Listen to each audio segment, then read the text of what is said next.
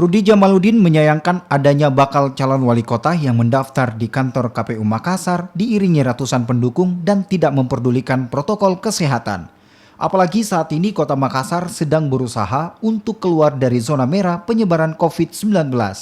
Rudi meminta agar para bakal calon wali kota dan wakil wali kota Makassar tidak lagi melakukan pengumpulan massa dan membuat warga tak bisa menerapkan protokol kesehatan. Menurut Rudi, pengumpulan massa bisa memicu munculnya pandemi COVID-19 klaster pilkada. Semua calon harus memperhatikan itu. Ya. Bahkan katakan kalau ada calon yang tidak memperhatikan protokol kesehatan, bisa kita katakan bahwa dia tidak memperhatikan warga kota Makassar. Kenapa? Karena protokol kesehatan yang dilanggar, yang dibahayakan itu bukan saja kelompoknya, tapi membahayakan seluruh warga kota Makassar. Tidak hanya di saat pendaftaran kemarin, kampanye ini akan berlanjut terus, ada kampanye bagaimana? Betul. Nanti, makanya kita akan perketat pengawasan, kita akan selalu koordinasi dengan baik Bawaslu maupun PKPU. Ya.